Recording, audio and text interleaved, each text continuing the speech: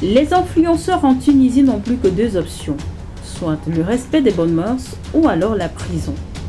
L'Instagrammeuse tunisienne Lady Samara a été condamnée en première instance à 3 ans et 2 mois de prison ferme pour avoir, entre autres, tenu des propos à caractère sexuel. Vous en saurez davantage dans cette édition d'information. Merci d'être des nôtres.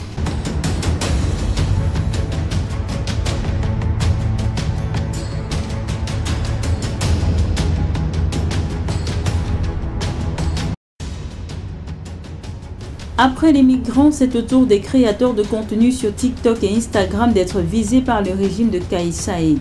Ces dernières semaines, au moins 7 d'entre eux ont été condamnés à des peines d'emprisonnement.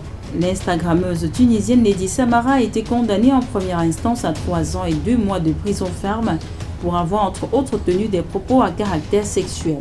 Dans le monde des influenceurs tunisiens, tout a basculé le 27 octobre, 3 semaines après la réélection du président Kais Saïed, avec 90,7% des voix, avec un communiqué du ministère de la Justice. Celui-ci annonçait que des poursuites pénales seraient engagées contre toute personne qui se livre intentionnellement à la production, à la diffusion ou à la publication d'informations, images ou vidéos de nature à porter atteinte aux valeurs morales. La mise en garde visait spécifiquement les plateformes TikTok et Instagram, accusées de diffuser des contenus contraires aux bonnes mœurs et susceptibles d'avoir un impact négatif sur le comportement des jeunes. Entre le 31 octobre et le 6 novembre, au moins 7 influenceurs qui comptent chacun des centaines de milliers d'abonnés ont été condamnés à des peines allant de 18 mois à 4 ans et demi de prison, notamment pour des contenus jugés contraires aux bonnes mœurs. Ces décisions de justice ont été fondées sur des dispositions du Code pénal et du Code des télécommunications. 8 Syriens et Irakiens ont été arrêtés fin juillet à Abidjan et Antananarivo avec l'appui des services de renseignement américains et français.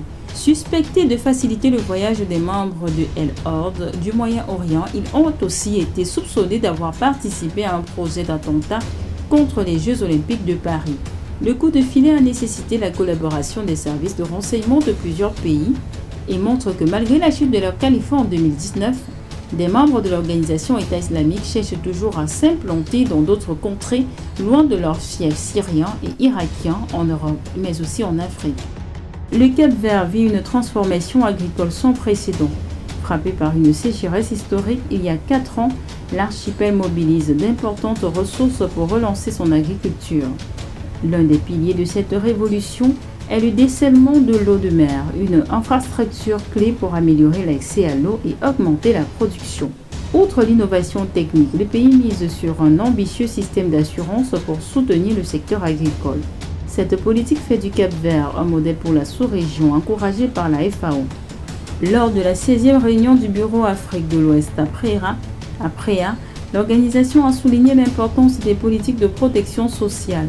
Tous ces mécanismes nécessitent un investissement. Nous voulons que les gouvernements considèrent la protection sociale comme un investissement dans le capital humain, insiste Binta Stephen, chargée des politiques publiques à la FAO.